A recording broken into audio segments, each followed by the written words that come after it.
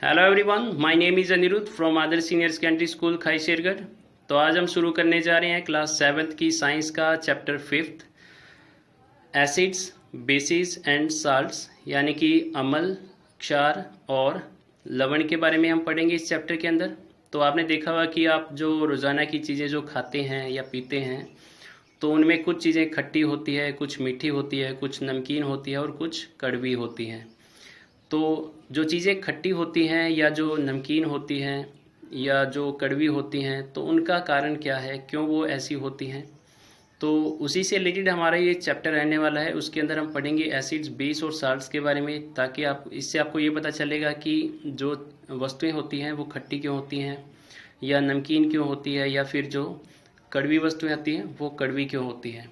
तो इसी टॉपिक के अंदर, इसी चैप्टर के अंदर हम आगे करेंगे कि एसिड्स के बारे में पढ़ेंगे डिटेल से, बेसिस के बारे में पढ़ेंगे और साल्ट्स के बारे में पढ़ेंगे। तो एसिड्स क्या होते हैं, कैसे हम एसिड और बेस का पता करते हैं कि किसी भी प्रकार के पदार्थ में या विलयन के अंदर एसिड है या बेस है, तो वो हम कैसे पता करते हैं। तो इससे रिलेटेड हमारा जो टॉपिक रहेगा वो रहेगा इंडिकेटर्स, यानी कि जिनको हम हिंदी में कहते हैं सूचक। तो सूचक के बारे में पढ़ेंगे कि सूचक कितने प्रकार के होते हैं, यानी कि इंडिकेटर्स कितनी तरह के होते हैं। तो उसमें हम नेचुरल और आर्टिफिशियल दोनों के बारे में पढ़ेंगे। इसके अलावा हम इसी चैप्टर के अंदर हम पढ़ेंगे कि जो एसिड और बेस होते हैं वो किस तरह की रिएक्शन करते हैं, किस तरह की उनकी अभिक्रियाएं होती है, कौन कौन से पदार्थों के साथ इनकी केमिकल रिएक्शन हो सकती है, और केमिकल रिएक्शन होती है तो उससे किस प्रकार के पदार्थ।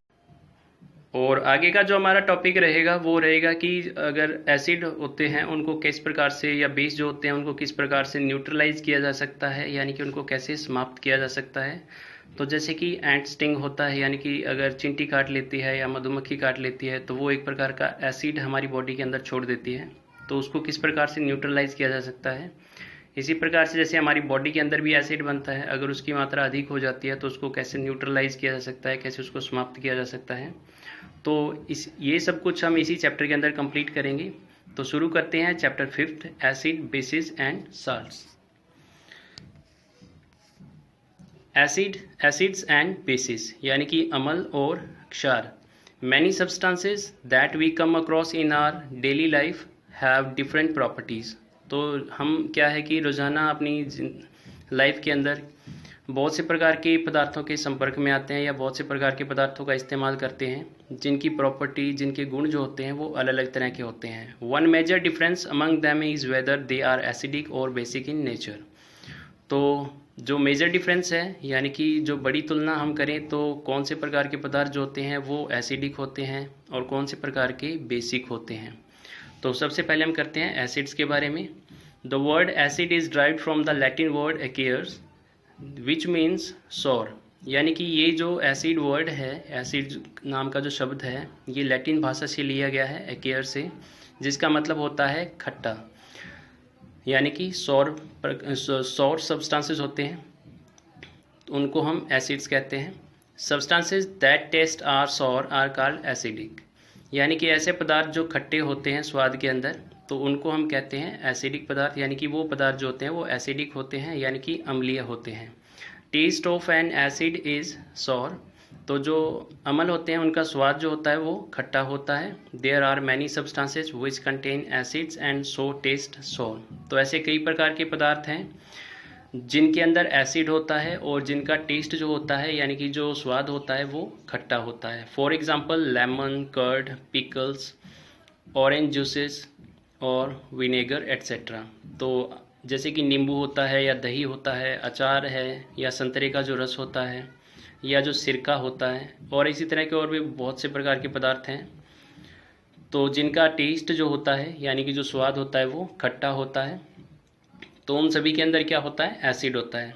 सम naturally occurring acids are listed below, तो कुछ एसिड हैं जो कि प्राकृतिक रूप से उपस्थित हैं, तो उनको हम पढ़ लेते हैं कि वो किस किस प्रकार के पदार्थ में उपस्थित रहते हैं। जैसे कि एसिटिक एसिड है तो ये विनेगर, यानी कि जो सिरका होता है उसके अंदर पाया जाता है। सिरके का इस्तेमाल जो है वो अचार के अंदर किया जाता है, यानी कि जो अचार हम बनाते हैं घरों के अंदर या मार्केट से आप परचेज करते हैं तो उसको लंबे समय तक सुरक्षित रखने के लिए उसके अंदर विनेगर ऐड किया जाता है, यानी कि सिरका उसमें डाला जाता है ताकि वो अचार लंबे समय तक ख़राब ना हो। इसी तरह से मैलिक एसिड है, ये एप्पल के अंदर पाया जाता है। इसी तरह से नेक्स्ट है ऑक्सैलिक एसिड, तो ये स्पाइनेज के अंदर पाया जाता है, यानी कि जो पालक होती है उसमें पाया जाता है। नेक्स्ट है एस्कॉर्बिक एसिड, आंवले के अंदर, आंवला विटामिन सी जिसमें पाया जाता है। Citric acid, citrus fruits, lemon, oranges, यानी कि ये सिट्रिक एसिड जो है ये संतरे के अंदर, नींबू के अंदर। Tartaric acid, grapes, tamarind, अनराइपेंड mangoes, यानी कि जो कच्चे आम होते हैं, अंगूर होते हैं, या जो इमली होती है उसके अंदर टार्टेरिक एसिड पाया जाता है। और लैक्टिक एसिड जो कि कर्ड यानी कि जो दही होता है उसके अंदर लैक्टिक एसिड पाया जाता है। Some acids are also present in our body, कुछ एसिड ऐसे भी होते हैं, कुछ अम्ल ऐसे भी हैं जो हमारे शरीर में भी पाए जाते हैं। For example hydrochloric acid is produced in our stomach, lactic acid is produced in our muscles during vigorous exercise, and uric acid produced in our body when it breaks down some substances. तो ये कुछ acids के नाम दिए गए हैं जो कि हमारे शरीर के अंदर बनते हैं। जैसे कि पहला है हाइड्रोक्लोरिक एसिड, ये हमारे अमाशय के अंदर बनता है, यानी कि हमारे पाचन तंत्र के अंदर। लैक्टिक एसिड है, ये हमारे मांसपेशियों के अंदर यानी कि मसल्स के अंदर बनता है। लेकिन ये कब बनता है? जब हम बहुत ज़्यादा कड़ी एक्सरसाइज करते हैं, यानी कि बहुत ज़्यादा सख्त एक्सरसाइज करते हैं, विगरस एक्सरसाइज। और इसी तरह से यूरिक एसिड जो है वो हमारे बॉडी के सेल्स में बनता है, यानी कि हमारी कोशिकाओं के अंदर, जब वो किसी प्रकार के पदार्थ को तोड़ते हैं। Naturally occurring acids produced by plants and animals except hydrochloric acid are called organic acids। तो अगर हाइड्रोक्लोरिक एसिड को छोड़ दें तो ऐसे एसिड्स जो कि एनिमल्स और प्लांट्स से प्रोड्यूस होते हैं, तो उन सभी को हम किस प्रकार के एसिड कहते हैं? ऑर्गेनिक एसिड, यानी कि कार्बनिक अम्ल कहते हैं। The acids which are prepared with the minerals are called mineral acids.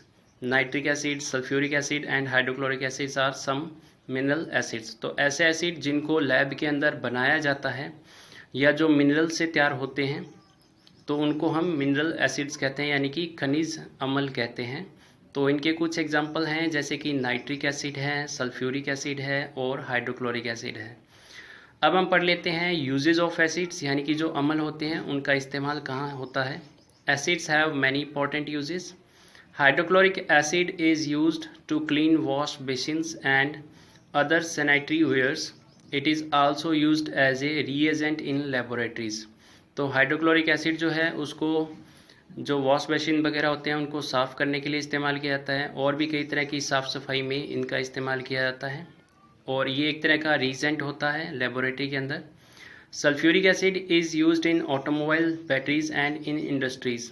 तो सल्फ्यूरिक एसिड जो है इसका इस्तेमाल किया जाता है बैटरीज़ के अंदर। आपने देखा होगा कि घर के अंदर जो इन्वर्टर लगा होता है, तो इन्वर्टर के साथ एक बैटरी लगी होती है, तो उस बैटरी के अंदर एक लिक्विड डला होता है, यानी कि एक केमिकल डला होता है, वो क्या होता है? सल्फ्यूरिक एसिड होता है। तो बैटरीज़ के अंदर सल्फ्यूरिक एसिड का इस्तेमाल किया जाता है, और ये इंडस्ट्रीज़ के अंदर भी यूज़ होता है।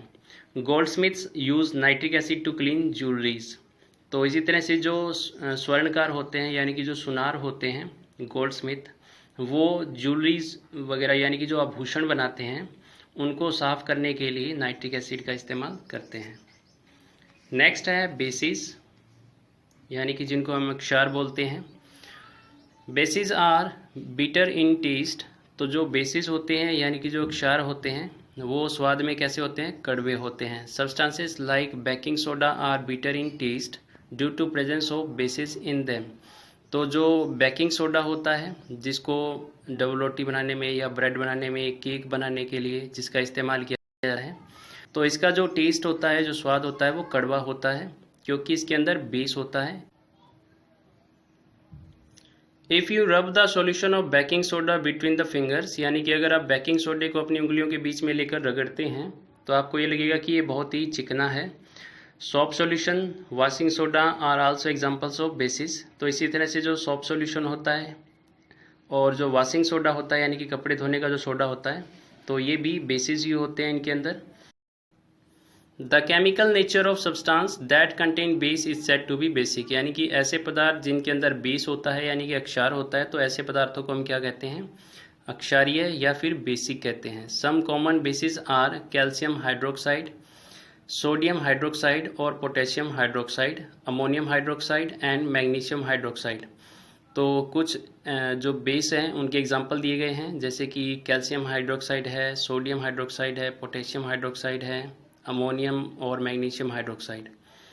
Many bases do not dissolve in water, but some bases like sodium hydroxide, potassium hydroxide और calcium hydroxide dissolve in water। तो कई जो बेस होते हैं यानी कि जो क्षार होते हैं वो पानी के अंदर नहीं घुलते हैं, जल के अंदर घुलनशील नहीं होते हैं, लेकिन कुछ ऐसे भी बेस हैं जो जल में आसानी से घुल जाते हैं, जैसे कि सोडियम हाइड्रोक्साइड, पोटेशियम हाइड्रोक्साइड और कैल्शियम हाइड्रोक्साइड। तो ये जल के अंदर आसानी से घुल जाते हैं। The bases which dissolve in water are called alkalis. तो ऐसे बेस यानी कि ऐसे क्षार जो कि पानी के अंदर या जल के अंदर आसानी से घुल जाते हैं, तो उनको हम बोलते हैं alkalis. Thus all alkalis are bases but all bases are not alkalis. तो हम कह सकते हैं कि जितने भी जो एल्कलीज हैं वो बेसिस हैं, लेकिन जो सभी बेसिस होते हैं वो एल्कलीज नहीं होते हैं, क्योंकि जो एल्कलीज होते हैं उनको हम वो बेस होते हैं जो पानी में घुल जाते हैं। अब यूजेस देख लेते हैं हम कि बेसिस का यूजेस कहाँ कहाँ होता है। इन soap, textile, plastic and many other industries. तो साबुन बनाने की फैक्ट्री के अंदर, कपड़ा बनाने की फैक्ट्री के अंदर, प्लास्टिक बनाने की फैक्ट्री के अंदर और भी कई तरह की फैक्ट्रीज हैं, इंडस्ट्रीज हैं जिनके अंदर इसका इस्तेमाल किया जाता है। इन पेट्रोलियम रिफाइनिंग, यानी कि जो पेट्रोलियम होता है उसको शुद्ध करने के लिए, यानी कि उससे पेट्रोल डीजल सबको अलग अलग करने के लिए इसका इस्तेमाल किया जाता है। इन क्लीनिंग प्रोसेस, यानी कि साफ़ सफाई के अंदर भी इसका इस्तेमाल किया जाता है। इन एंटासिड्स, इन एंटासिड यानी कि एंटासिड क्या होते हैं, जो कि एसिड को न्यूट्रलाइज करने के काम आते हैं, यानी कि एसिड की मात्रा अगर कहीं बढ़ जाती है तो उसको समाप्त करने के लिए बेस का इस्तेमाल किया जाता है। तो जिस बेस का इस्तेमाल किया जाता है उसको हम बोलते हैं एंटासिड। तो जो एंटासिड होते हैं वो एक्चुअली बेसिस होते हैं, तो इसके अंदर भी बेस का इस्तेमाल किया जाता है। तो आज के लिए बस इतना ही। आगे के जो टॉपिक हैं वो हम नेक्स्ट वीडियो के अंदर करेंगे। तो आज के लिए बस इतना ही। Thank you.